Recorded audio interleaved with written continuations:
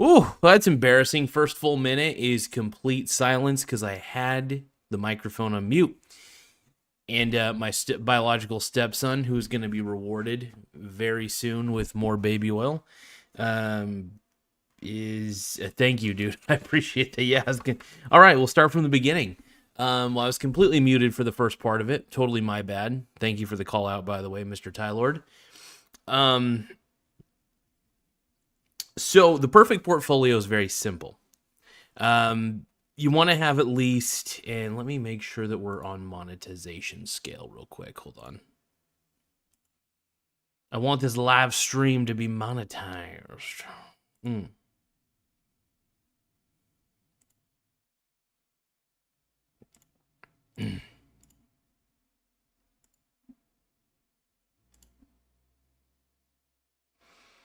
All right, Tim Smith is going to have to watch a bunch of homoerotic ads, but I appreciate it, man. Normally, I'm pretty good about, actually making sure my mic isn't muted, but yeah, fucking up. But anyway, so the perfect portfolio is very simple. It consists of several ETFs and individual stocks, in my opinion. These are all my opinions, by the way. None of it is financial advice, but it's for educational and entertainment purposes only. Do not construe this as financial advice. Always speak with a financial advisor. Anyway, the perfect portfolio, like I said, consists of several individual ETFs and several individual stocks. So ETFs are exchange-traded funds. The one thing that is great about ETFs is usually if you get into the right ones, you can get index ETFs, which are my preference. I'm not a big fan of actively managed ETFs. However, that does not stop me from owning them. Even though I'm not a fan of them, I still own them. Anyway, though, what it boils down to is this. I love exchange-traded funds. I'm all about that life. That's just how I live my life, right? But overall, hold on.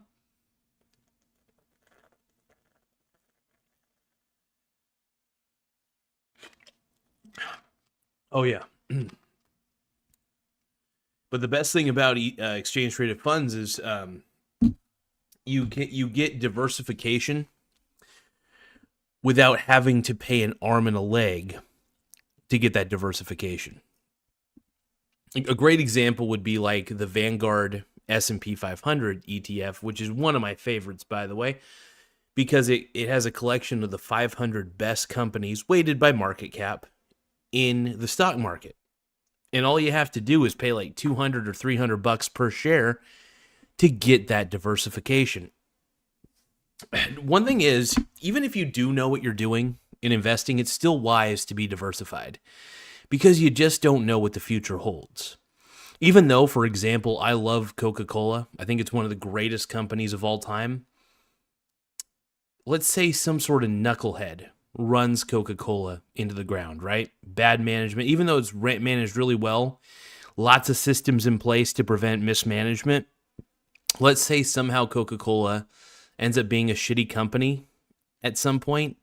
I'll never know. And I'm a buy and hold forever kind of guy. And since I'm a buy and hold forever kind of guy, I want to make sure that if Coca-Cola or the stocks that I prefer go under, that I'm heavily diversified. I'm not putting all my eggs in one basket. So I'm not just going to have one, I'm not going to trade all my money away for a lot of ownership in by the way, a great company, but I don't know necessarily what the future holds in 50 years. The world could look incredibly different. Now, however, having said that, I'm still a buy and hold forever kind of guy with stocks like Coca-Cola. But the thing is, I don't concentrate all of my wealth into a single company. I am very spread out. This is the Mussy Boy way. I spread my cheeks the Mussy Boy way. All right. So the perfect portfolio has a lot of ETFs and a lot of individual stocks. A lot of ETFs is a good start. If you're beginning in investing, starting out with ETFs is honestly the best way you could ever invest. I was an idiot. And when I first started investing, that was the one thing I wish I would have done. Get into ETFs early, hold those ETFs, and keep buying different ETFs and different individual stocks. I say diversify as quickly as you can. As quickly as you can. And then keep learning as you go. There's not much to learn about investing, if we're going to be completely honest. It's a game of buy and hold and never sell. Just remember, instead of saving your money, you want to save your assets. I repeat, save your assets, not your money. People think of their net worth in the terms of money. I think of mine in the terms of assets. How many assets do I own overall? That's the key. And one of my main focuses is asset accumulation. The one thing I love about stocks is I can accumulate as many of those as I can, and it doesn't take up any, it doesn't take up any room in my house. Which is why I hoard them. I will say I'm kind of happy that I collected things like Hot Wheels and Pokemon cards when I was young, because it gave me kind of a foundation on how to be a long-term investor. Basically, you buy, you hold, and you don't ever sell it. The difference is that stocks obviously are ownership in a company, and that matters. But yeah. Overall, that's the whole reason to own stocks. They're a productive asset. I mean, when you own a share of Coca-Cola, for example, I mean, you're an owner in Coca-Cola. How cool is that? That's a pretty neat prospect. But yeah, my main focus is to always be a buy and hold investor at the end of the day. I don't like to sell any of my long-term holdings. However, I'm a bit of a hypocrite. Because 20% of my portfolio is specifically dedicated to active trading. For instance, I buy at a low price, sell at a higher price, that sort of thing. The one thing I don't dive into, I refuse to dive into penny stocks. Hell no to that.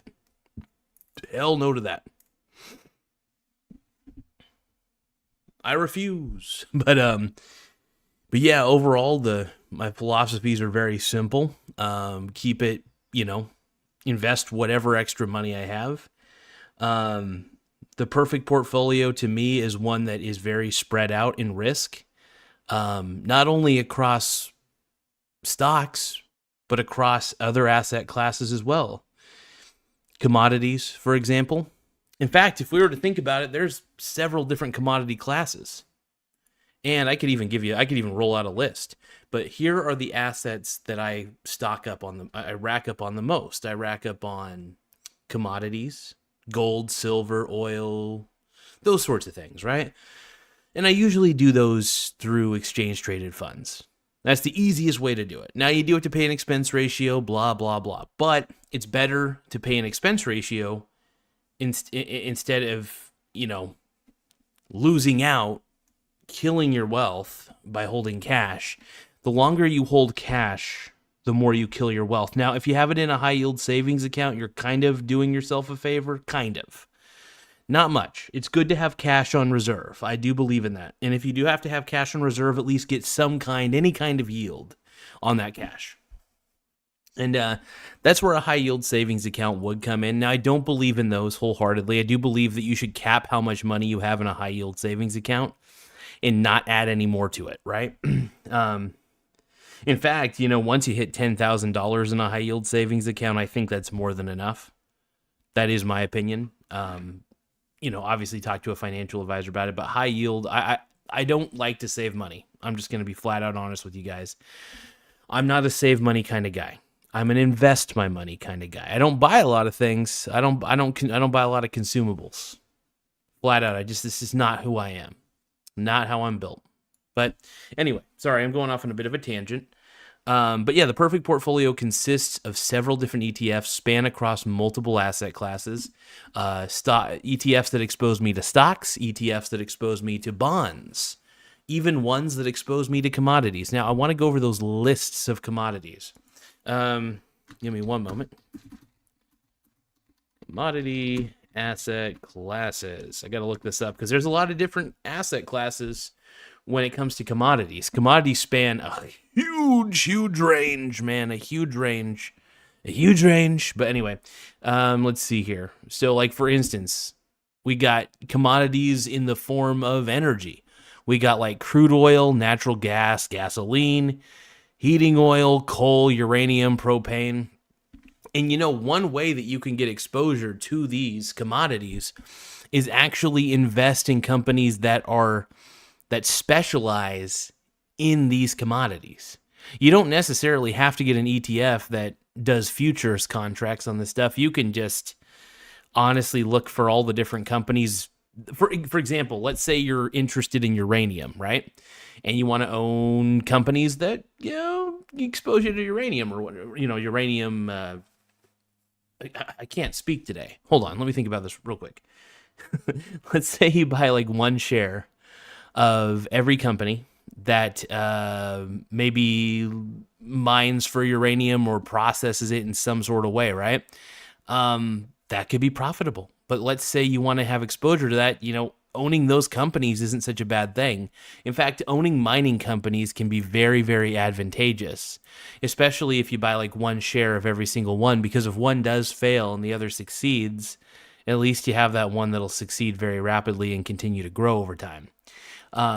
So I would rather, for the most part, I do prefer to own the companies that deal in the commodities that I'm interested in, but I'm also very open to getting exchange traded funds that give me some sort of guarantee of that exchange traded fund being backed by that specific commodity, that sort of thing.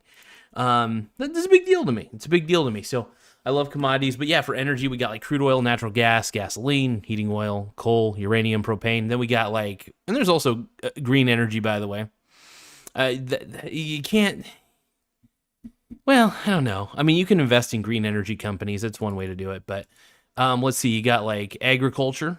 You got like corn, wheat, soybeans, oats, canola, rice. That's getting a little more into the weeds, though. It's still good, though, to, get into companies that deal with those, and they call that soft commodities, by the way, whenever it deals in food. You got livestock, live cattle, feeder cattle, stuff like that. You got softs, which are consumer agricultural goods like, coffee, cocoa, cotton, sugar, orange juice, etc. Precious metals, gold, silver, platinum, palladium. Now, these are the ones I like to expose myself to. I love precious metals. I'm a huge fan of precious metals. I love gold mining companies.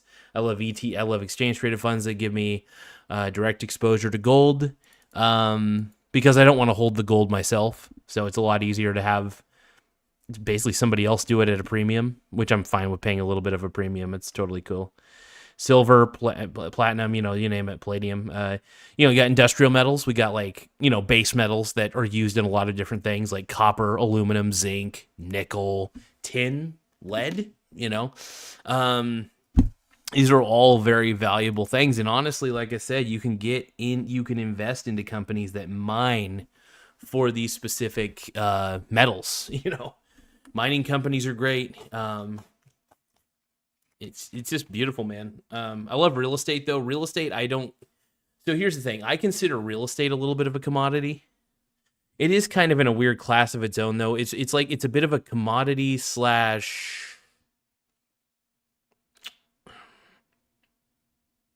I don't know, commodity slash business. It's really tough. It's always been tough for me to officially categorize real estate because people would say it's a commodity, but it could be a productive asset if you have real estate that you're leasing out, because that is productive.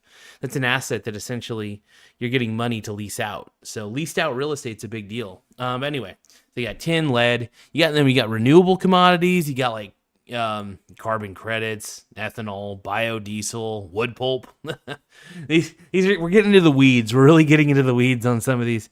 But we got emerging exotic commodities. You got lithium, cobalt, rare earth metals, helium, water ice. So honestly, I was going to say you can find ETFs that expose you to these things.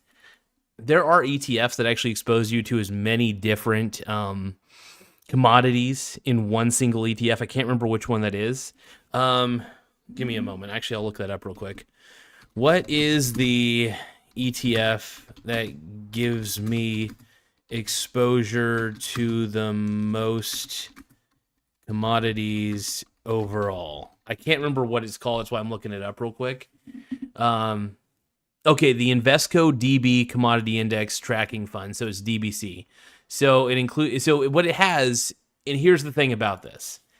My problem with this is you're not actually owning any of these things. You're actually, it holds what we like to call futures contracts, right? So futures contracts are not necessarily a bad thing. But at the same time,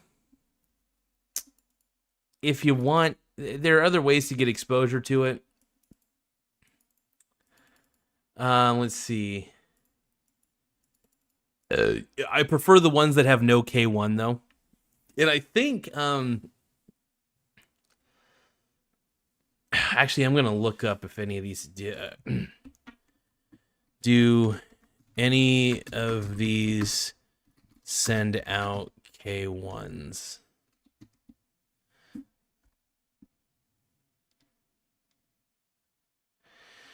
Yeah, so the ones that you want to get into are the ones that don't send out K1 tax forms. Those are so effing annoying. I hate those. There's not many though because they're so unpopular that not a lot of them do it. So yeah, DBC sends out a K1. GSG does send out a K1. Here we go. Invesco Optimum Yield Diversified Commodity Strategy ETF PDBC has a 1099 only, which is nice. Yeah, K1s are annoying.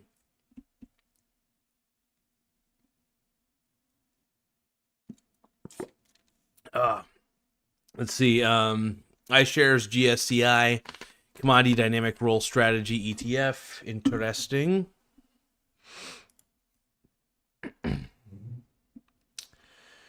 Oh shit! So we got Grateful Ed saying hello, and then we got Chozy says, "I want to become a big YouTuber." Heck yeah, man! I'll do my best. If you have any questions on how to grow your channel, I've done a pretty good job organically growing this channel to where it's at.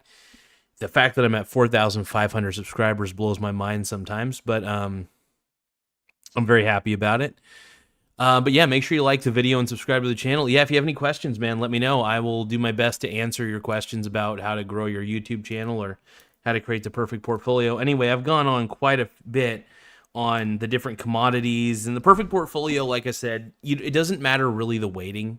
I know a lot of investors will be like, you got to weight your portfolio a certain way. Honestly, I say as long as you're not overly exposed to cash, you're good. I like to be overly exposed to securities, which are stocks. And I like to be I like to be minimally exposed to bonds because I'm not the biggest fan of bonds. And then but bonds do give you a guaranteed yield for the most part. So bond ETFs are definitely a favorite of mine because I do have them in my portfolio and they provide really good income overall.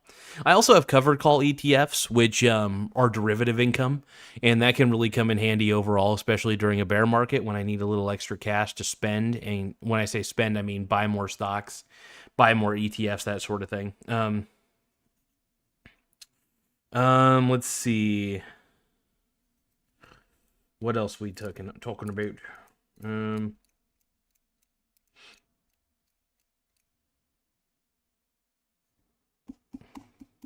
I want to tell you that I'm bad and I'm loose.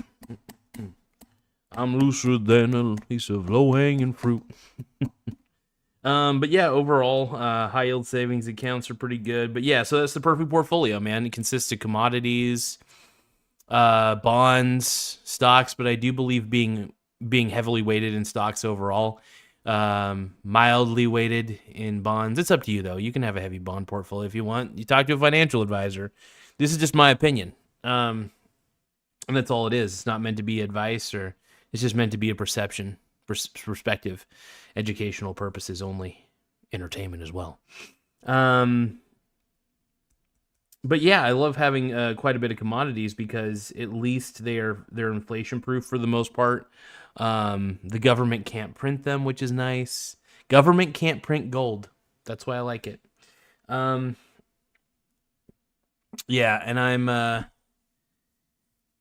but I'm a huge fan of betting against Bitcoin. That's been a big money maker for me in my portfolio. That has actually funded my portfolio, my long-term holdings. So it gives me an erection. So, but overall, that's my version of the perfect portfolio, is a very, very hyper diversified portfolio. That has no end to the diversification. Not only does it diversify you in stocks, bonds, and commodities, but it also diversifies you in different investing theories. Gets you into the options market with covered call ETFs. But yeah, I just believe in ultimate price movement. Just spread out my risk and never have to worry about my portfolio, because the more spread out your portfolio is in asset classes, the less worry you have. And the goal at the end of the day is income is the outcome. So income is the outcome. Also, when it comes to stocks, I like to be exposed to international stocks and U.S. stocks. I'm very global. I have a lot of international ETFs because it's very tough to get a hold of international companies on an individual basis. So it's usually easier to get an ETF that holds all those international companies. So it's a big deal to me. So I definitely am a huge holder of international companies through international ETFs, but also I love international bond market as well. So it's good to be into the bond market in the US, but you also want to be into the international bond markets as well. You have to be global about this. You have to think globally. You can't just think US only. You have to think the whole world. So make sure that you're, not only in the US but in international spaces as well. Whether it's bonds, whether it's stocks. Luckily, gold, it doesn't matter where gold is gold. So commodities are commodities. So there's really nothing international or domestic about them. I mean, it's preferred to have the gold nearby domestically, but you do what you can. But yeah, overall, that's kind of the perfect portfolio to me. But yeah, now we've covered the perfect portfolio. Now we got to cover. What do we got to cover? Come on, folks. What do we got to cover? We got to cover your cash reserves. Okay. So we talked about how your portfolio should look. And also, by the way, you're probably wondering, how do I even set up a portfolio? Where the F do I begin? How do I even get that started? Well, the best way to get started is get a brokerage account. And what is a brokerage account? A brokerage account is basically a place for you to hold your assets, your stocks, your ETFs, that sort of thing. Two of the ones that I use, and I can only speak from my experience with these two primarily. I kind of used Public and I used Webull, but I'm not a fan of either of those, so I kind of abandoned those. I still have them, but I don't put any additional money in those at all. I just kind of stick to two brokerage accounts at this point. It just makes my life easier. So the two brokerage accounts that I primarily use are losing my train of thought. Robinhood is one of them. I do like Robinhood's interface quite a bit. Even though I'm not a big fan of some of the things Robinhood has done, I do believe Robinhood is a pretty sound company overall. And then we got, for the next one, we have Charles Schwab. Now, I don't use Schwab as much, but I do have it. And the reason I do use it from time to time, it's a long-term holding portfolio as well. It's pretty much just the same brokerage as Robinhood. Both have no commission. There's no commission fees to buy stocks or ETFs. So it's a win-win situation. And that's about it. Overall, just a long-term holder. Now, like I said, 20% of my portfolio is actively traded, and that's 3 specific ETFs that I have that are actively traded. That's the SCHX, which is large cap, 750 companies, great companies, blah, blah, blah. I swing trade that one. I swing trade the SBIT, which allows me to bet against Bitcoin. And then I also swing trade the BITI, which allows me to also bet against Bitcoin. But the SBIT is far more volatile because it is 2x inverse exposure. And I love inverse ETFs, man. I love being able to profit off the downfall of something stupid. And Bitcoin is absolutely stupid. So there's nothing better than doing that.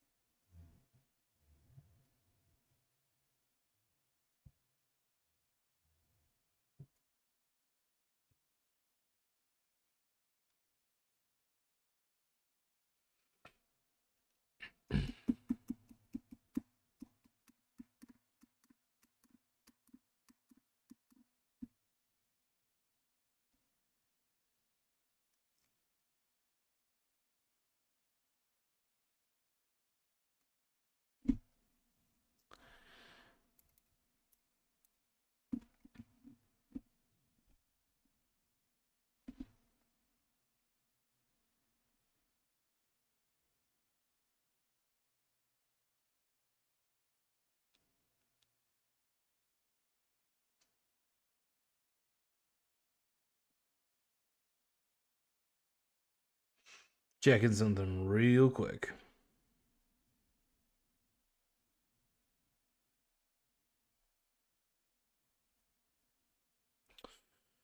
All right, one moment, folks. Sorry about the delay.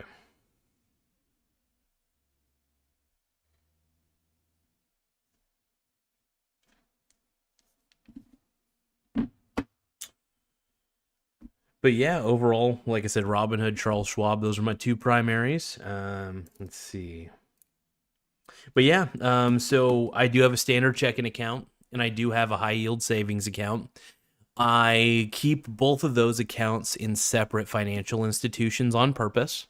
One, the bank, I won't tell you guys which banks I go through, try to keep that stuff private. But for the one bank that I use, their savings account is total trash. So I actually don't, I mean, I have a savings account with them, but honestly, it just has like $10 in it. So no real point to that.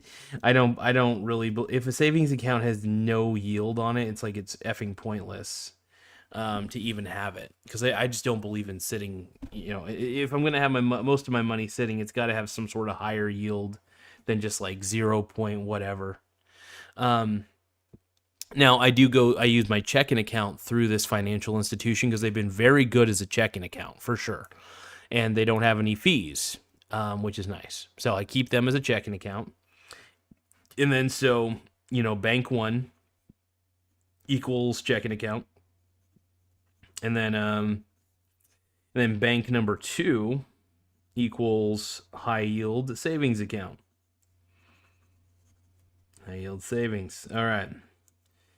Now, you're probably wondering, how do I what is the usual amount of money that I keep in each of these? Well, here's what I try to do. I've changed up my philosophy fairly recently. I used to believe it was a good idea to just have at least $10,000 sitting in the checking account and call it good, right? And then I thought, no, that's kind of stupid. I need a way to get some yield off of this cash that I have sitting, right? So I changed my tone a little bit. So I try to have a bare minimum of $3,000 in my checking account, or around that range, right? So the range kind of goes like this. It doesn't have to be 3,000 exactly, obviously. That's just too crazy. But it has to be in the range of 2,500 has to be the bare minimum, to 3,500 is the max. And once I've gone past that range, I got to start pouring some money into the high yield savings account. So my checking account is an indicator of how much money I need to put in my cash reserves for my high yield savings. Now, the reason that I keep a certain amount of money in my checking account is, one, I don't want to overdraft. Two, you want to always have money available to pay credit cards, to pay bills. You just need to have money available. So having it readily available in the checking account is a good thing. You don't get any yield off of it, I know, but you still need to have it available. I would rather have that money sitting than have a credit card bill. You know what I mean? And have to pay interest.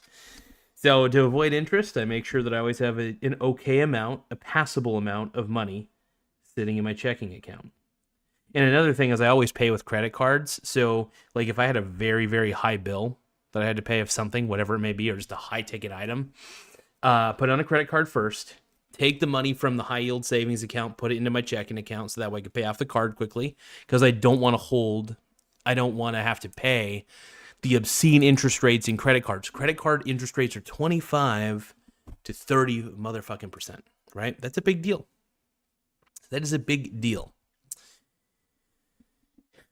And it's something that I think about sometimes. And I know it's a little crazy to think about it that way, but I don't want to have to pay that yield. It's not on my it's not on my list of things to do.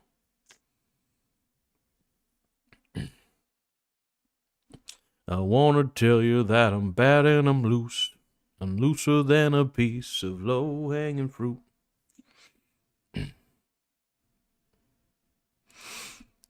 But I do want to thank you guys for viewing this. This is awesome, by the way. So we're going to take a closer look at a couple other things. Let's see. else we got? Yeah, so when it comes to the high yield savings account, for me personally, I like to have at least so I just kind of put whatever I can. Now the maximum amount of money I have in a savings account is $10,000. That is the max. Once I've gotten to the point of $10,000, I stop putting extra money into it. And honestly, what I do is I let it compound. That would be the goal.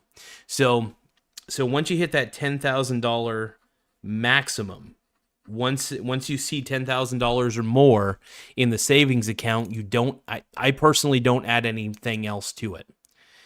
I don't add any more money to it. I just let the yields compound, and the only time I take from the savings account is if I desperately need the extra money for whatever reason. If I need to pay taxes, if I need to pay blah blah blah, I got to do what I got to do. It's a smart thing to do. Tim Smith is in the house. Tim Smith is saying that Caleb Hammer's show went off the rails today. Ooh. I'm going to have to maybe watch a few seconds of this. Driving with Spice says, hey, a friend was trying to talk me into Bitcoin. I said I'm never investing in it. Okay. And honestly, if you're interested in Bitcoin, I say get into it. I think Bitcoin's a pure play Ponzi scheme. I think it's one of the biggest Ponzi schemes around. I'm not a fan of it at all. I can't be. Driving with Spice is asking, what happened to your job? How is that going? So it's actually going a little better. I'm not promising anything that's like my stats are still good. They've improved. I was like, you know what? I could do better. They were still within the range threshold, by the way, of what they need to be. But I was like, you know what? I'll do even better. So I was already taking the most inbound calls on my team. I'd like to take a peek at the stats every now and then because I'm nosy. I like to take, because they don't actually restrict access to the stats for us for some reason. So that's pretty much what I did was I just kind of been peeking at the end of the day, and I've had pretty good handle time. They don't restrict any of that access. I'm able to see anything I need to see. So I'm able to see that I'm taking the most calls every day, when it comes to inbound calls at least. And then, my handle time is excellent. My wrap time is excellent. My average handle time is excellent as well. So it's just as good as it's always been. And because I feel like I've been kind of getting gaslit a little bit by my supervisor. My supervisor's just been kind of, and I feel like she makes. I don't know. My supervisor still pisses me off, by the way. Don't get me wrong. I don't like talking to her. I don't think she's I don't really know. I don't enjoy speaking with her. I try to avoid her, and I just do the best I can. So that's about it. But yeah, anyway, Driving with Spices, your kitchen is, I got a pretty big kitchen. So I actually ended up, cleaning up a lot. I actually disposed of one of my older chairs. It was falling apart anyway, so I have way more room in the kitchen right now. I've been cleaning as much of it as I can, making sure I don't have so much crap laying around. I got a lot of crap laying around, but trying to really minimize and not own so much stuff.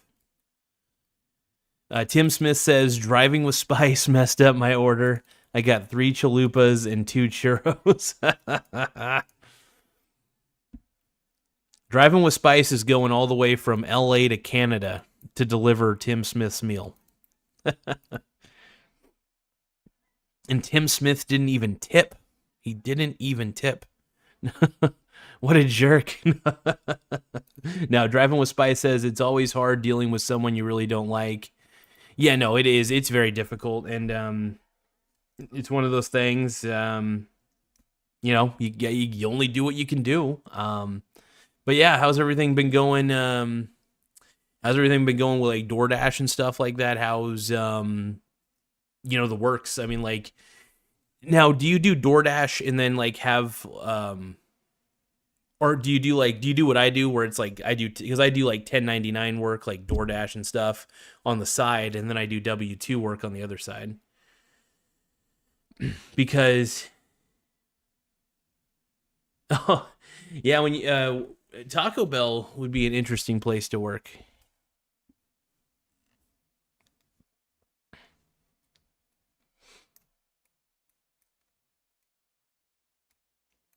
Tim Smith says driving with Spice brought me a shake with Sonic one time with no cherry. Tim's the man, dude. Um, Driving with Spice says at least you have options. Driving with Spice also says I have 100 jobs. Well, it sounds like you got a lot going on. Like a lot going on, which is a good thing. I mean, obviously try not to wear yourself out, and make sure you're being responsible and stuff. Don't go on wild spending sprees. I just don't want to see you go. I don't want to see you fall victim to lifestyle inflation. That's the one thing I see people fall victim to all the time, and it saddens me, man. It saddens me when people fall into, because like they'll make more money, but when they make more money, they start spending it on frivolous things they don't really need, and they always say like, "Oh, I have this money burning a hole in my pocket." And that's why I tell people, hey, if you have that problem with spending, try to if you need to put it in a high yield savings account, like something, or investments, I don't care. I just don't want to see people fall victim to lifestyle inflation. Sometimes it's more rewarding just to work really hard, take that money, put it into investments or put it into high yield savings account. At least let it sit. At least you'll kind of sleep soundly knowing that if an emergency happens, or if you or just need to buy things, you have the money. You don't have to put it on a credit card. That's true freedom right there, is having. Driving with Spices, yeah, don't buy items that are too expensive. Now, there are times where it is necessary, by the way. I don't want to like tell everybody, hey, be super cheap. If you need to buy something that matters, buy something that matters. I am a quality over quantity guy. So for example, the computer, you can't see the computer next to me, but this is a very good computer. I spent a pretty good amount of money on this. Not like a ton of money, but enough because the specs were good and everything. But it was a high quality purchase, but it was necessary because I wanted to upgrade the show. I wanted this show to be better. I wanted the show to be a high quality. So it's okay to spend money, but don't spend money on things that'll improve your life. You know what I mean? That actually are real utility, have real utility. For example, I'll give you an example right here. An example of a purchase that improved my life. My shoes. The shoes that I'm wearing are running shoes. They're very lightweight. They're about $100 when I bought them. But the reason I bought these for $100 was because they're high quality material, very lightweight, felt great on my shoes, and because I do a lot of walking and sometimes running. Sometimes you got to put out that money. So there's no shame in spending good amount of money on certain things that will make your life better. But you have to ask yourself, will this make my life better? Will it? Not, you don't get it just because, ooh, when I look at it, it makes me feel good. I mean, I guess maybe if that helps, but I'm just saying that like, try to look for more excuses to invest instead of more excuses to spend money as frivolously, and you could still obviously spend money. I don't want people to starve themselves. That's stupid.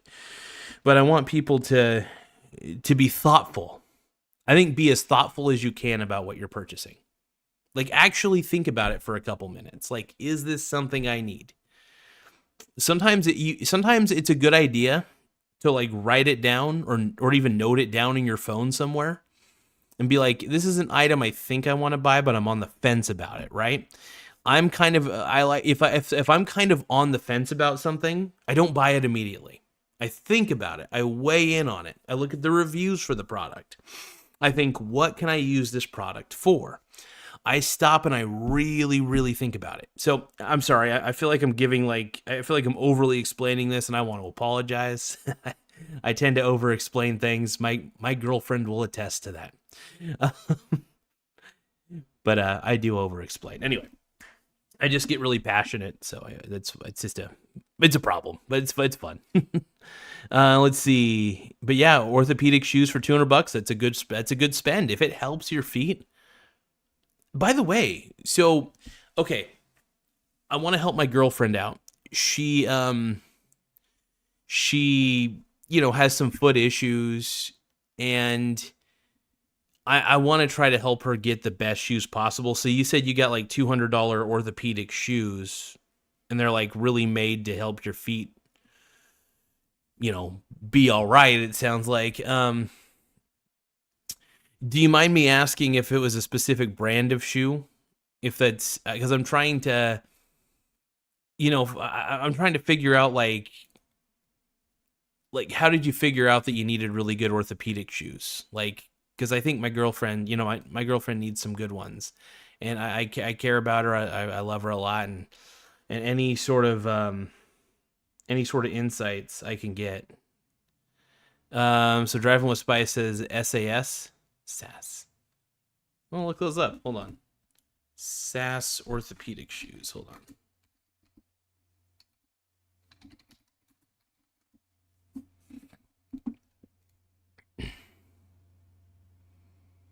Okay, those look really cool.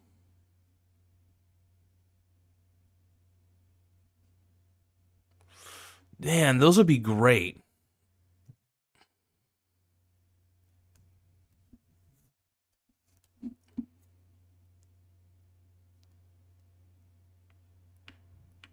Yeah, those look kind of cool. There's a lot of different ones out there.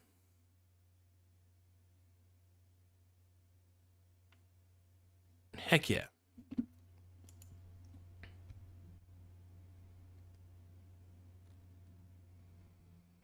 So San Antonio shoes, interesting.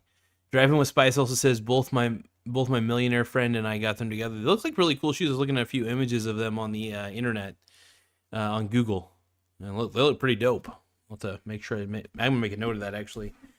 Let's see, SAS San Antonio Spurs. No. San Antonio shoes. It's funny because whenever I think of SAS, I think of San Antonio Spurs, the basketball team. But let's see. When I would go into the store, the customers would tell me that these are lifelong shoes, that they love those shoes. I mean, they look really nice too.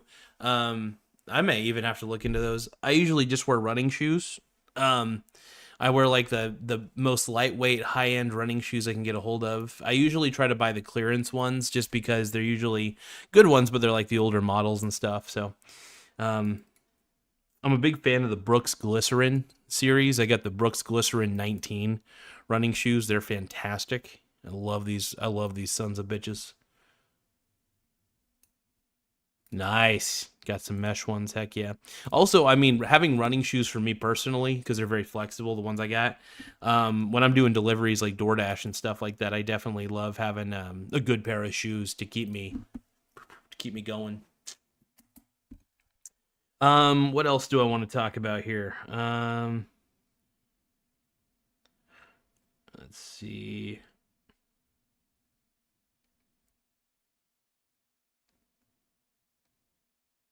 Let's see, high yield savings.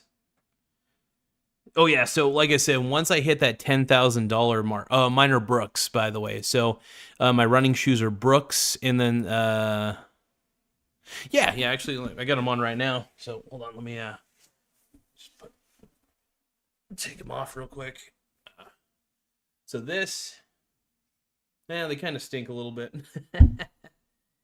Put them on here in a second, but yeah, this is the Glycerin 19. These are the Glycerin 19 ones.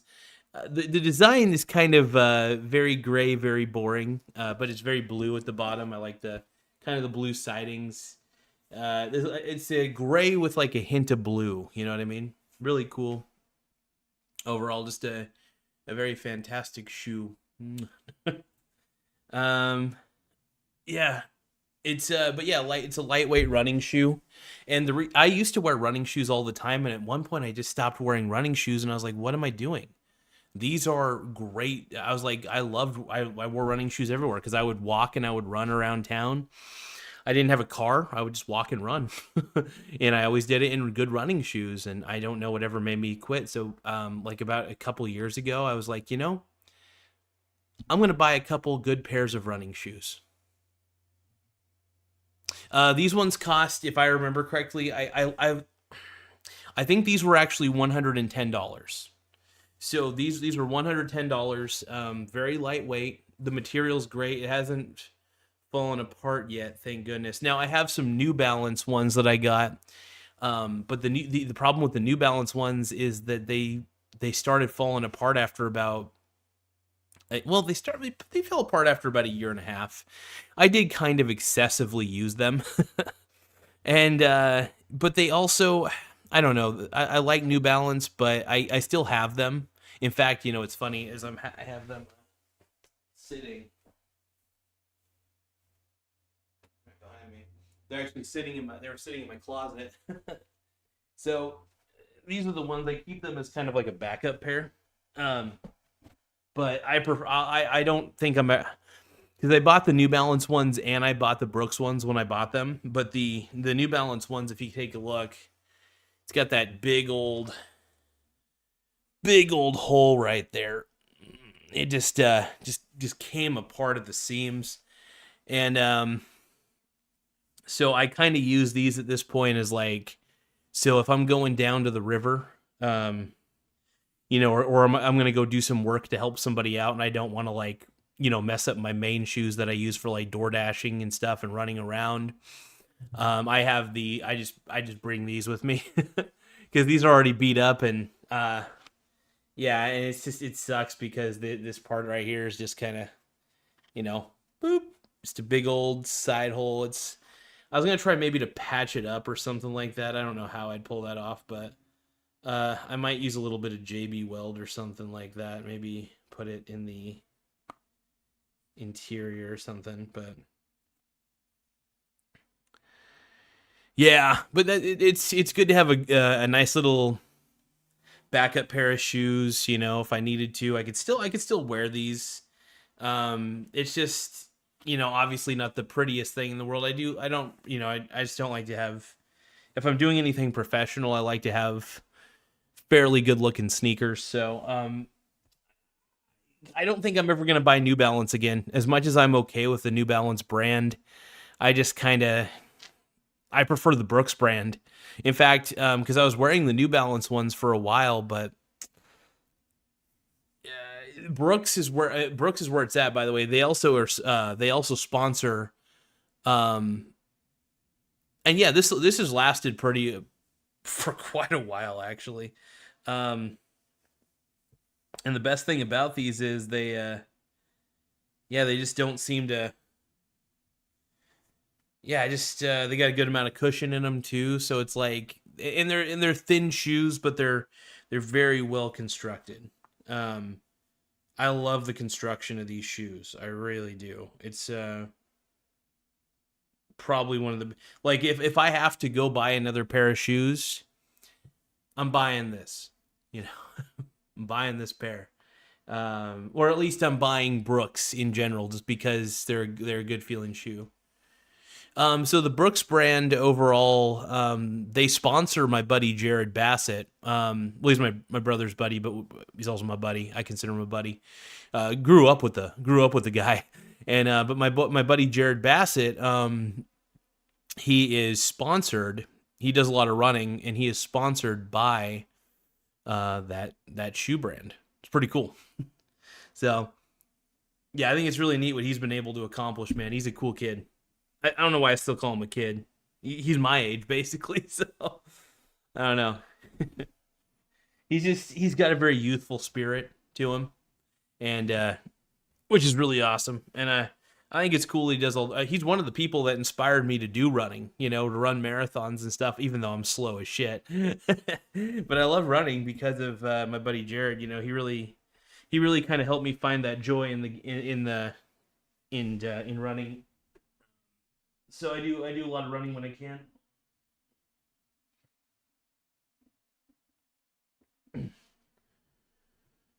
All right, so I got to admit, you guys, I am a little bit tired at the moment, so I am probably... I'm tempted if I want to go to bed or not, or at least start kind of winding down. It is 9:39. Let me think. I'm just going to think real quick if driving with Spice, as I call a lot of people kids too. Well, I think it's funny because I grew up with him, and most of the time I hung out with him, you know, we were kids back in the day, man. You know, so... let's see. Random guy on YouTube says, "Oh, geez, Dad, I'm stuck in the." Oh no, which doesn't make any sense. So my biological stepson Tylord is he's stuck. He's stuck, and I know how these scenarios go. I'm not playing those games. Tylord. I know you're stuck, but damn it, I know you're stuck. My biological stepson, Tylord, is stuck. I'm sorry, bud. I've seen those porns. I've seen how they go. I don't know how'd you get stuck in the baby oil, by the way? Did you like put your wiener in there? Like, what'd you do? Anyway, damn it, Tylord, that boy ain't right. Oxy Overage says, "What's your net worth?" It's a good question. Probably say... I don't want to reveal my exact net worth, but I will let you know because it makes it a little too easy to find me. But I would say at the bare minimum, 25,000 plus.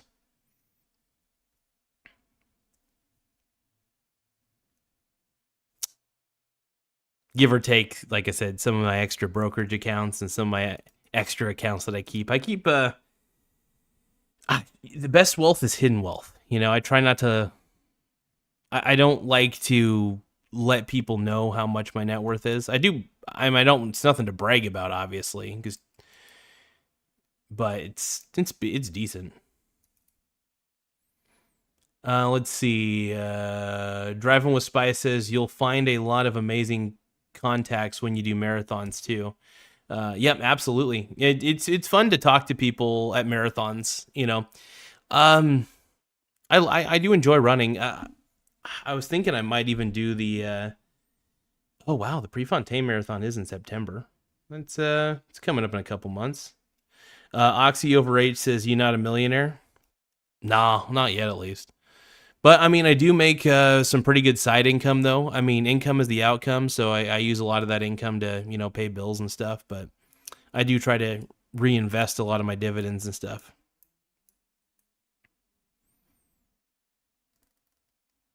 I mean, my whole goal is to preserve wealth. So let's see. Mr. Nate Dog says 24-hour stream. Oh, no. I don't know if I could do a 24-hour. That would be fun to try, though. That would actually be very fun to try. I mean, I could just put a power bank on my phone and just straight up, like, stream an entire day's worth of my life. That'd be so crazy. Let's see. You not a millionaire. Let's see. It's just whatever is in your bank account. So no. Net worth is not what's in your bank account. Net worth is accumulation of things.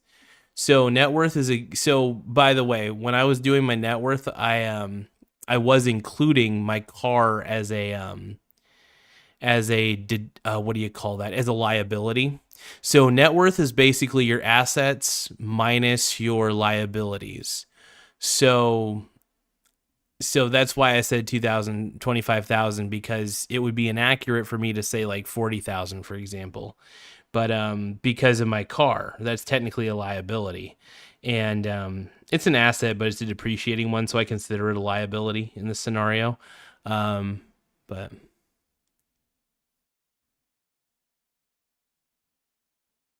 it's just whatever it is in your bank account. Mr. Nate Dogg says, "Didn't you say you had to be awake?" Driving with Spice says, "He's young, give him time." No, but overall, like, when it comes to being awake, man, I just gotta I got my handy dandy notebook right here. I got my legal pad. I'm writing down legal stuff. Look at how legal this is.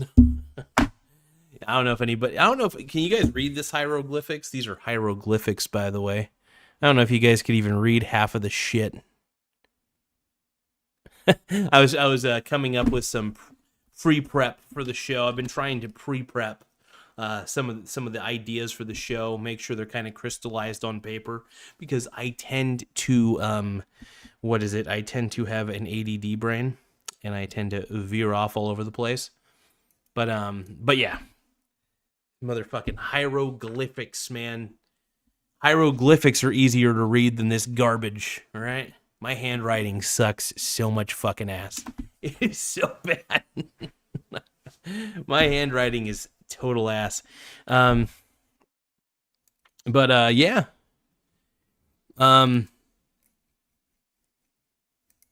Driving with Spice says, oh, okay, because when I go into my bank account, it tells me what your net worth is, so I don't know okay, net worth is not, by the way, net worth is a combination of things. It's assets minus liabilities. So, and also cash, assets and cash, assets plus cash minus liabilities, right?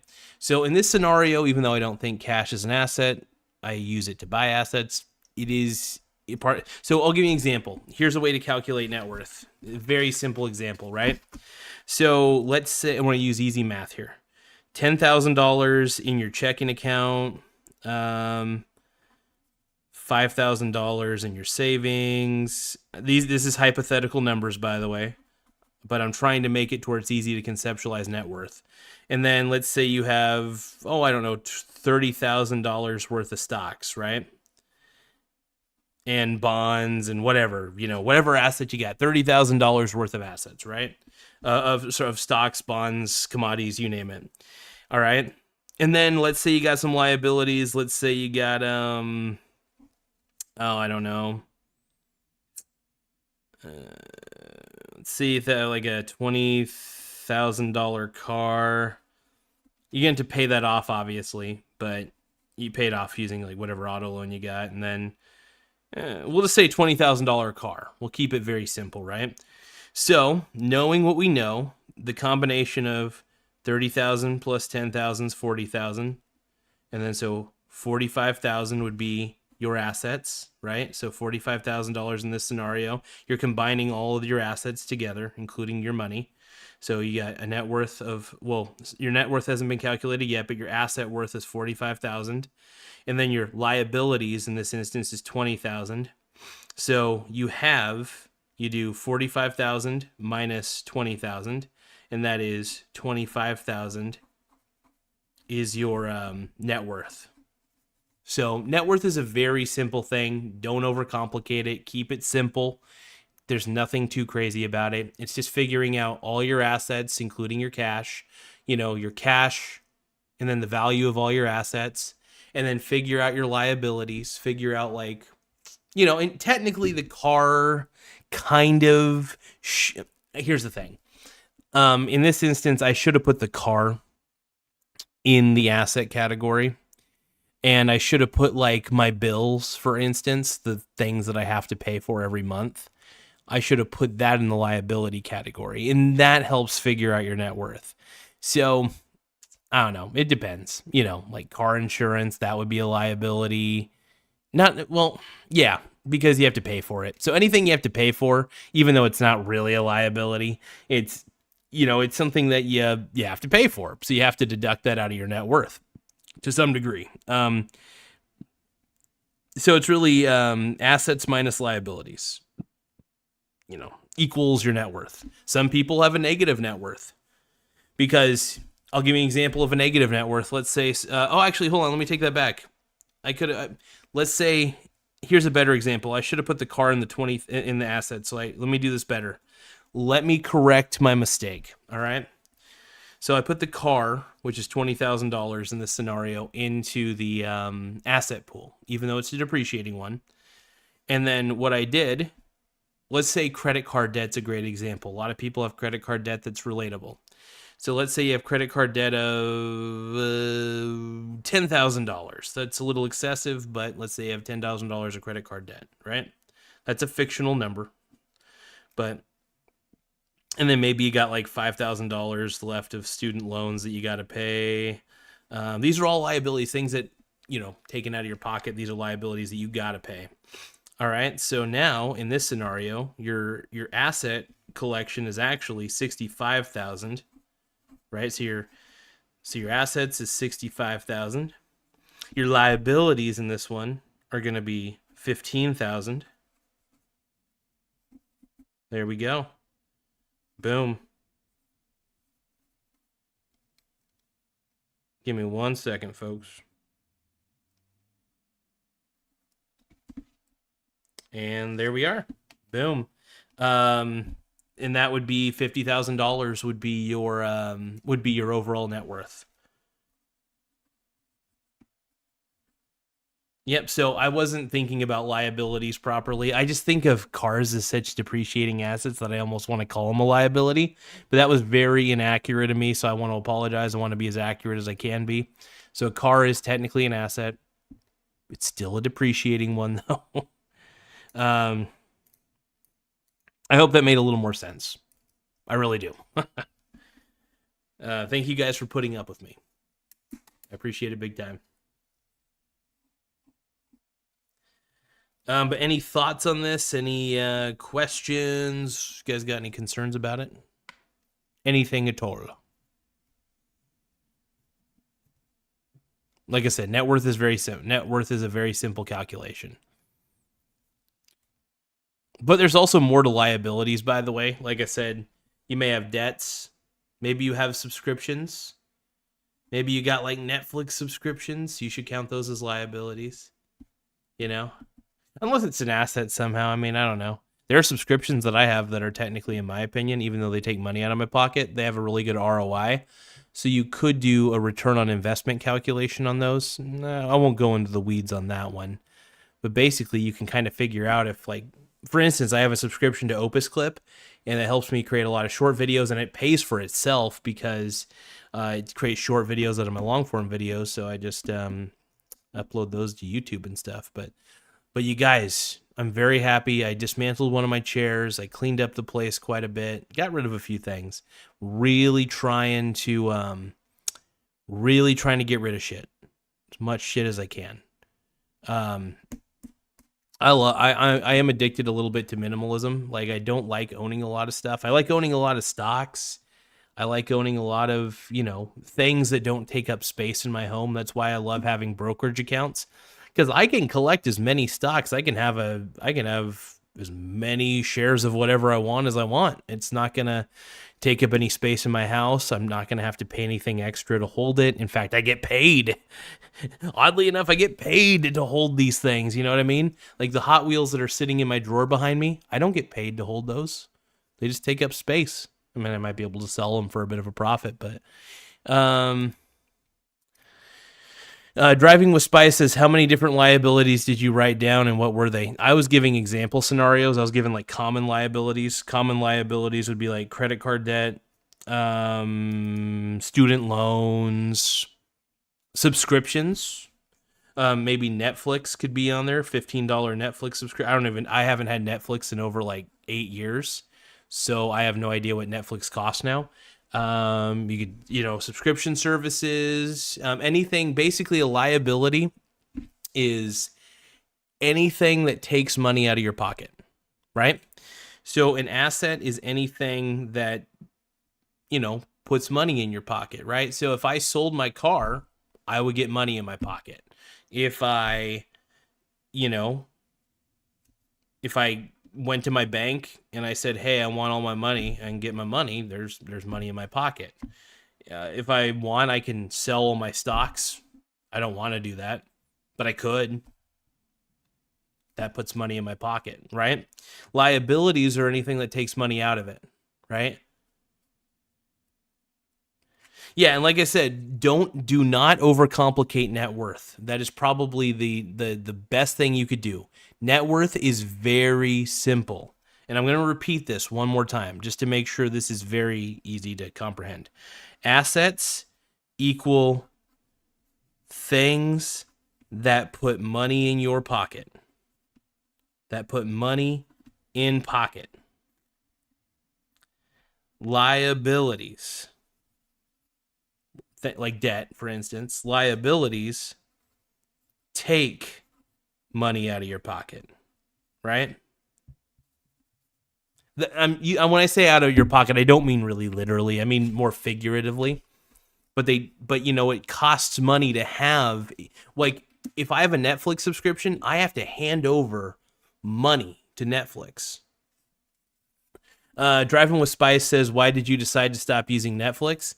I didn't see any value in it. There's a lot of bullshit shows on Netflix. I'm really not a fan of most of the stuff they have on there. I think most of the shows that are written today are written by millennials that don't know how to write. And look, I'm guilty of not being I'm a shitty writer. Don't get me wrong. I have no right to criticize story writing. I've just been spoiled by watching Star Trek my whole life, and I just see the most of these shows are crap. I don't even know if Netflix has anything good. I just don't think it's worth the price. I just never really got that much value out of it. I did use it to watch Star Trek back in the day, but that was about the extent of how much I use Netflix. But yeah, I just kind of realized it was like it was kind of like, why do I have this? And I just got rid of it. I felt no need to have it, just not at all. I don't have TV either. I don't have cable. I mean, I have internet, but most of the time I'm either, if I want to watch TV, I just turn on Pluto TV or something like that, some sort of free streaming service. And even if I have to watch ads, it's kind of nice to listen to ads anyway.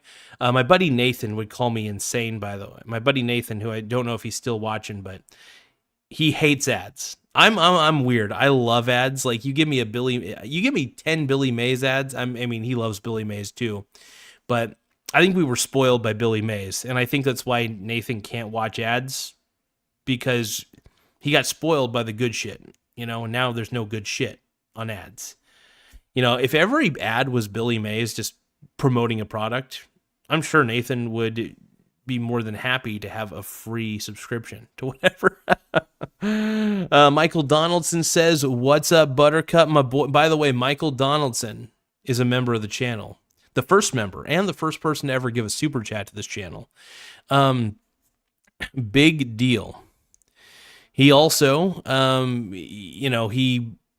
the way, I need to make more exclusive content for the members, so at least encourage people to become members. But Mr. Donaldson also has some really awesome opinions, and I love hearing from him. Driving with Spice says, why did you? Oh, so hold on. So Driving with Spice says, K, my pastry business, is that an asset? Yeah, actually, honestly, any business that you own could be considered an asset. Yes. Now, if you're balancing the books, it gets a little bit into the weeds, though. It's still an asset, though. A business is an asset. It depends on how you value the asset, though. Let's say your business happens to be really profitable, and you find out that the business's market valuation is, I don't know, $100,000, $200,000, whatever it may be. You can take that valuation that you determined, and I'm not very good always at determining market valuation. Sometimes it really just depends on how you value your own business, on what it's, what sort of assets, what sort of liabilities, what's its profitability, that sort of. There's a lot of complicated stuff. I'm not going to go into that, but let's see. My pastry business is an asset. Driving with Spice as well. Mr. Nathan says an ad popped up right when you said unsubscribed. Oh man, that's funny. That is funny. That is too good. Nathan, if you got YouTube Premium for $16 a month, which is so terrible, by the way. If you get YouTube Premium, Nathan, you'll never have to watch an ad again, ever, on YouTube. Just spend that $16 a month. It's such a waste of money. Oh my God. Thank you, Nathan, for supporting the channel, by the way, for watching whatever. That'd be awesome if it was like a Billy Mays ad, though. Like, if it was a Billy Mays ad, it'd be like, fucking pimp. Driving with Spice is okay. That's smart to use a free subscription. You said Pluto is free. What else do you watch? Just Pluto? If we're gonna be honest, I mean, I don't even really watch TV. I watch YouTube. I watch random stuff on YouTube. There's a lot of free content on YouTube. I'll watch like reaction channels like Asmund Gould, for instance, on YouTube. He's funny. He's kind of a shut-in though. He's an interesting fella. He's got some interesting reactions to the world. I don't always agree with them, but he's funny. He is funny. But yeah, I'll like watch like little things here and there. I like to watch a lot of educational material that I find on YouTube, stuff that kind of gives me some insight on different things.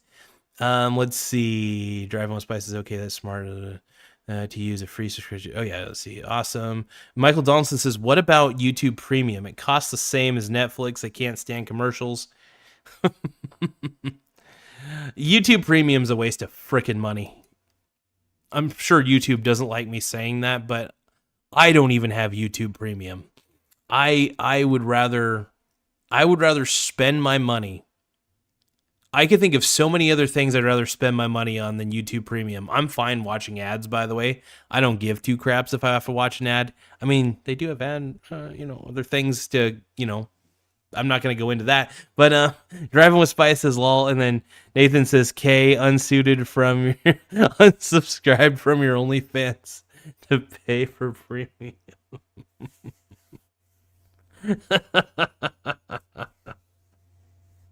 No, Nathan.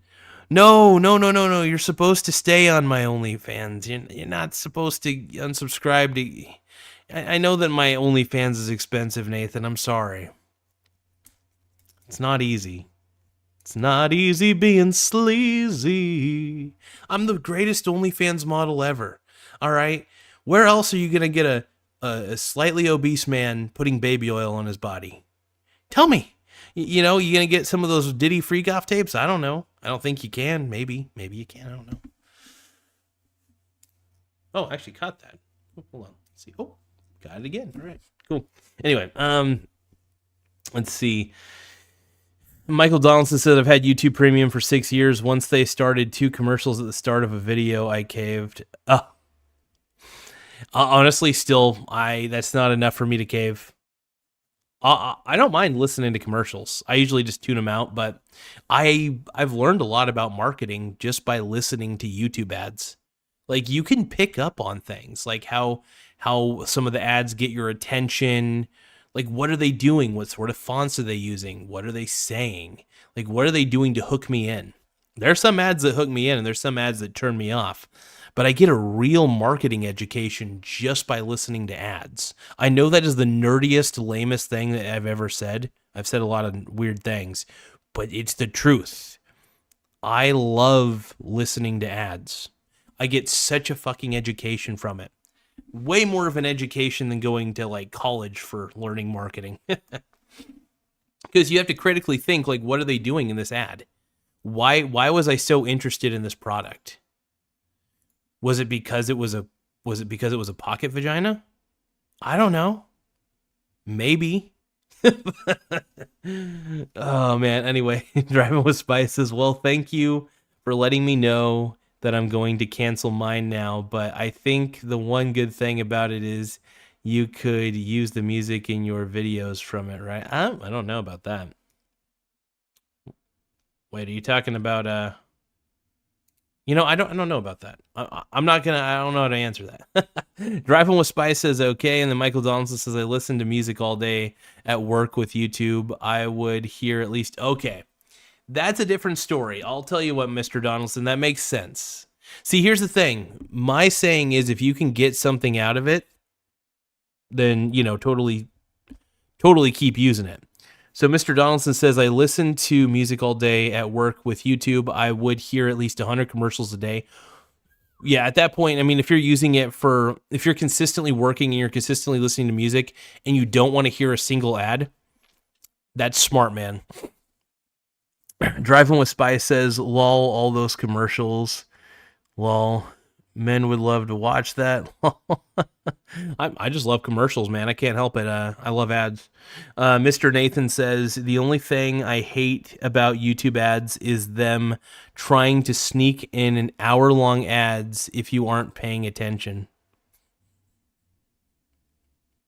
YouTube knows better.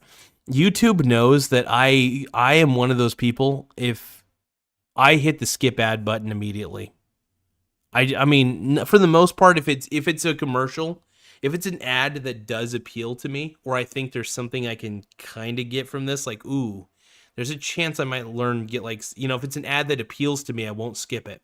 Because here's the thing, I skip the ads that annoy me, and I let the ads that don't annoy me play for at least 30 seconds or all the way.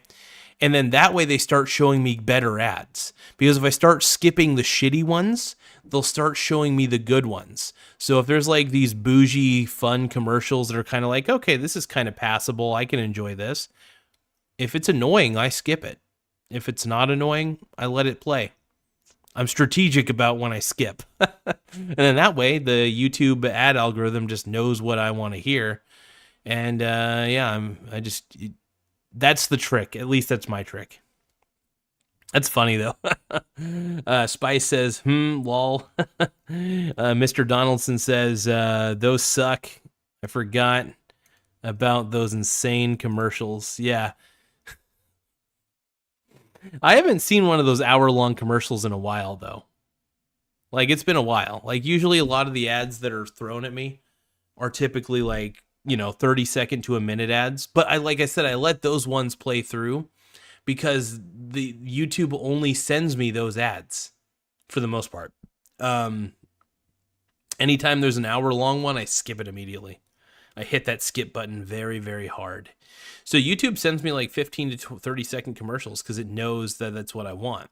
Or it thinks that my attention span can only go 15 to 30 seconds. I'll choose the latter, 15, because I have the attention span of a goldfish sometimes. Mr. Donaldson says, time is an asset not to be wasted on commercials, but it's an education. Oh, also, if time is an asset, what I do is I do 1.25x speed. So the time that I had to listen to the commercial gives me some time back, because if I'm listening to educational material, I listen to it at 1.25x speed or 1.5x, so that way I can get the material, but quickly. Let's see. And then Mr. Nathan said, Mike's advice, don't fight the machine, embrace it. Yeah, honestly, like I have I'm basically I have let the Borg assimilate my body orally, anally, urine tract. The Borg have taken over my body. That's no, just kidding. But honestly, I love AI. There's a lot of people that don't like AI. I'm fine with it. I'm a lazy bastard, I'll admit it. And sometimes AI makes doing this a lot easier. AI makes running the website a lot easier. Yeah. I'm not gonna. Why? I can't fight the machine. I can't go into. I mean, I could go to YouTube and be like, knock, knock. Get kicked out by security. Go to YouTube's headquarters. Be like, I'm really sick of all the ads you're playing. Can you please make it stop? Thank you. Yeah. I mean, they do kind of listen for the most part. They do try to balance it out on YouTube. They've done a better job lately. But still, I'm one of those guys that I don't even pay for Spotify. I use Spotify free. For example, when I'm doing DoorDash deliveries and I'm, listening to music in my car, I'm hearing ads. Part of me is tempted to pay for Spotify Premium because I do prefer listening to music on Spotify over listening to it on YouTube for sure. Driving with Spice says, "Oh God, no." Donaldson says AI is the birth of Skynet. I don't have. Look, just don't give it arms and legs, right? And here's the thing: we're already kind of screwed because there's going to be nations competing with each other, creating AI drones, creating AI everything, right? So, I mean, the best thing that we could do is the US just needs to be ahead of the curve. And you know what? If I'm helping with AI development by using it every day and training it to understand the rules of the mussy jitsu, then I've done the right thing. I don't know. I just I guess you could say I'm a little bit of a futurist. I like the idea of automation on a massive scale. Um, it's odd because it's funny. The irony is I like automation, but most of the stuff in my house is all, there's nothing very automated about my house. I don't have a smart, I use a freaking little digital timer, kitchen timer, for God's sakes. It's funny. I'm old school in certain aspects of my life. Like when I'm cooking in the kitchen, I'm fairly old school. When I'm doing things around the house, fairly old school. But when I'm, doing advanced things on my smartphone or advanced things on my computer, I'm up and with the times. I'm with the times, shockingly, but I love AI. I think it's fantastic. Every time and this is gonna sound, Nathan's gonna make fun of me for this, but I think he understands though. When I'm speaking with AI, the young man in me, I should not say the young man in me. Chris Hansen's coming. No, but the young man that I used to be would watch Star Trek. And when I watched Star Trek, I watched them talk to the computer, right? I would see Data talk to the computer. I would see Picard or Riker talk to the computer in Star Trek, right?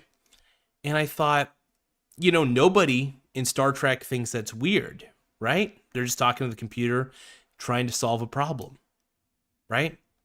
Well, when I talk to AI, oh my God, I feel like I'm talking to the enterprise computer. Because there are problems I need to solve in my life, right? And sometimes when I'm saying nothing, not like emotional problems, I don't think it's healthy.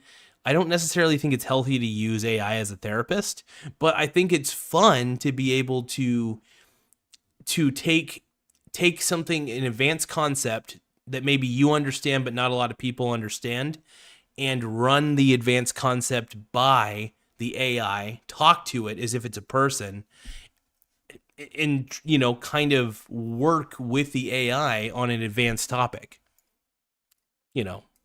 For instance, I was actually, this is gonna sound really insane, but I came up with a theory. Well, I'm gonna keep this short. I'm gonna keep this as short as I can. There is a theory that our universe actually exists within a black hole. That the entirety of our universe is within a black hole, that the Big Bang event which I believe the Big Bang was a thing, but I believe that the Big Bang happened within a black hole. What we are existing in right now, our entire universe, and this is an interesting theory, and I don't think it's that far-fetched, that our entire universe is expanding within a black hole. Because the Big Bang set in motion within this big supermassive black hole that our entire universe is in, set in motion all these events. And here's the thing. This is what even gets crazier. I think that the reason that life exists, or that the cohesion of things exists the way they do, I think that is because we live in a black hole. I think because our universe exists within a black hole in this theory, that's what allows the laws of physics to exist the way they are, the way they do. That I don't think we would have the atomic cohesion outside of a black hole. Because we're within a black hole, we have what we need from the black hole itself to allow for a constriction to some degree, to allow for spatial cohesion. It's an odd theory. It's a very odd one. Mr. Donaldson says, during COVID, they had these robotic dogs scanning the homeless camps on the islands. Oh, interesting. Driving with Spice says, my friend went to school with Bakar. Bakar? I'm Bacardi. Michael Donaldson says my stomach is a black hole. Driving with Spice says no, wrong character. But yeah, no. Overall, my theory on the whole. Now, this is not a new theory, by the way, about the universe existing within a black hole. But what I'm getting at, and somebody may have already came to the same conclusion that I did, that because the universe, our universe that we know, if it exists within a very, very massive black hole, I mean, it's really tough to prove that. Like, how do you prove that? It's like, there are some indicators though that we live in a black hole. For example, the Big Bang could be a reaction that would need to happen, that could happen because a black hole is, there's usually a lot of mass condensed in a pretty small amount of area for the most part. And it's possible that since we're within a black hole that some sort of event happened, some sort of compression event that made it to where it just exploded, right? So did we all start from just one single big something and then it just exploded everywhere? Big violent bursts of energy? I think that's possible. I am very fascinated by the Big Bang Theory, but I do believe the Big Bang Theory, I believe the Big Bang happened still happening within a black hole. That's why I do believe that there is expansion of the universe, but I do believe that also since we are in a black hole, that eventually that expansion will lead to an eventual contraction. So, interesting theories there. Let's see here. Tim Smith says, every time I click a Garza video, I get 3 ads for Johnson's baby oil help. I'm okay with that. If you're getting Johnson & Johnson baby oil ads, I support that wholeheartedly. I honestly, here are the ads that I want Tim Smith to get. I want him to get Johnson & Johnson baby oil ads. I want him to get alcohol ads and gambling ads. Even though I don't really believe in gambling and I don't drink very much in my older age. I do like to drink though, don't get me wrong. I'm really horny for Groundswell IPAs. They're really good IPAs. Michael Donaldson says, later, Garza, these beers and guitars aren't going to drink and play themselves. Get it, my brother. Hey, play Mr. Donaldson, shred that guitar. Drink them beers. Try not to butt chug and do your thing. Driving with Spice says, I meant Geordie LaForge. Ooh, hell yeah. Dude, your friend knew Geordie? That's fucking pimp. Love Geordie. Mr. LaForge. Geordie LaForge. What a beast, dude. What a beast. Your friend's awesome, by the way. Tim Smith says, I ordered the new stuffed crust from Papa John's, and Driving with Spice brought me a bag of weed gummies and a box of days old Dunkin' Donuts.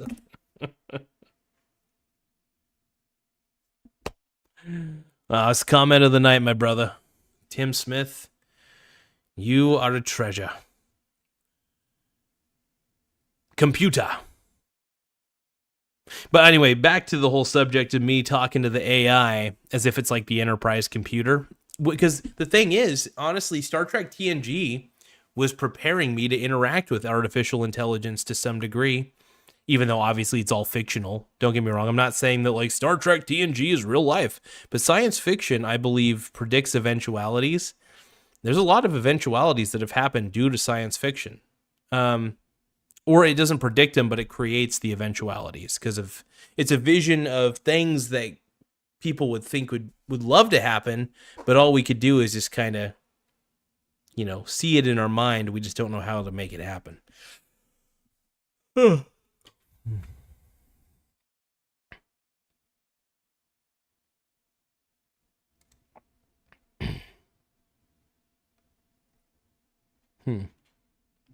Yeah, there have been predictions. If you're talking about the universe dying, the universe would die in a big cool, is some of the theories. Because eventually, over billions and billions of years, a big cooling would happen where everything would kind of just stop. The motion would go away. Nothing would move anymore. So eventually that would happen. It would take billions and billions of years. They both went to school at USC. That's awesome, man. USC Trojans? Hell yeah. Go Trojans. Or maybe they're the Trojans. I can't remember what that school mascot is, but hell yeah. Anyway, you guys, I am a little bit tired. I do got to get to bed. I'm going to take a shower, though, because I had to shoot some baskets at the park for about 40 minutes earlier, and then got a good workout in doing that. Dismantled my chair, cleaned up a little bit. Place is looking sexier. I do like to try to, like I said, I like to try to get rid of stuff. My preference is to donate. I like to donate whenever I can, so donating is half the fun. But yeah. Anyway, I want to thank you guys for your time. Thank you, Mr. Nathan, for contributing. I appreciate you getting in on the chat. And Miss Spice, I appreciate you getting in on the chat as well. I'll have to check out those San Antonio shoes. I think my girlfriend will really appreciate those. We got Tim Smith in the house, the ultimate Canadian, who honestly, all you need to see right now is just Tim. All I want you to see are Johnson & Johnson baby oil ads. That's all I want. It's all my goal. My goal is to promote the greatness of Johnson & Johnson baby oil, even though I'm a liar and I use Equate baby oil. So I'm a pussy. Like the Jensen's cartoon. Absolutely. Oh man, this is great. All right, let's see. Michael Donaldson, member of the channel, by the way. Subscribe to Michael Donaldson's channel. Got to give a shout out to my boy Donaldson every time. Also got to give a shout out to my boy Yager's Farm. He's also a member. And Mr. Martin. These guys have been really fun to just chat with on the chat, and I haven't had Yagers on my show once, so it's pretty dope. But once again, thank you, Mr. Nathan, as well. I already thanked Nathan, but I got to thank him again just because it's always fun to have him on the show, even if it's just in the chat logs. I have the chat logs. I'm trying to think if I'm leaving out anybody. Of course, like I said, Driving with Spice is on here. We got Oxy Over H. And then also we got my boy Ty Lord at the very beginning. My biological stepson, who is the man. Yeah, there's a lot of people. I mean, USC is a pretty good school. I mean, I think you have to be pretty intelligent for the most part to. I mean, you have to have like a really good GPA and stuff, and I don't know, good SAT scores or whatever. I never went to a big college. I'm glad I didn't. That's the one thing I'm really happy about. I'm glad I never applied for student loans or anything, and that was probably one of the best decisions I ever made, not going to college. Because college debt is horrendous. It is crazy. Driving with Spice is good for you. Smash your goal. Absolutely. Got to always smash the goals. Got to smash them goals, man. All right, you guys. I am a wee bit tired. So I'm going to take a shower, go to bed, and start the day off with a fresh mussy. My mussy needs to be fresh because I've got peanut butter on my mussy.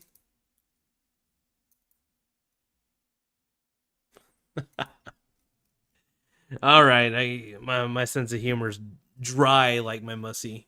It's dry like my mussy right now. Anyway, keep the mussies wet or dry, whatever your preference may be. Just stay fly. If I were to become a famous rapper, though, I definitely want to sound like Chris Hansen when I rap. Because if I sound like Chris Hansen when I rap, I know that I could take it when I'm crap. And I know that Chris Hansen is the man. I do it all the time on the can. I know that Chris Hansen wants to see my chat logs. He's always taking a look right now. If I talk real fast like Chris Hansen, I honestly like I love Chris Hansen. Like he's the man. And so I want to actually like I want to rap, but I want to do Chris Hansen rap, right? I want to be like, and I was at Diddy's house one day, and I found the baby oil, hey hey, and I know that I know that P Diddy is up to no good, hanging out with Epstein, giving him wood. Diddy loves the white boys, all we know. Everybody knows he'll be at the show. Diddy, I'm coming for you. Just like Epstein, I'm taking you down. I'm gonna make you look like a Ronald McDonald clown. That's my Chris Hansen rap. It's bullshit. It's garbage. But if I'm gonna start a rap career, I want to start a rap career by being, by basically just talking like Chris Hansen, but really fast and trying to rhyme, trying to have bars. Chris Hansen's the man. Anyway, catch you guys later. Thanks for tuning in. Let's see. Yeah, I wish I didn't have. All right, I'll catch you all later. Thank you all for tuning in. It's good to see you driving with Spice. I just hope you have a great rest of the night. I checked your channel just a second ago. I noticed that you're almost to the 1,000 subscriber mark. Just big congratulations. By the way, anybody who hasn't subscribed to Driving with Spice, make sure you subscribe to our channel. I'm trying to get like a few people up to 1,000 subscribers, so it is fun to get people up. You know, especially if it's could be a good second source of income. Anyway, thank you guys. Appreciate y'all.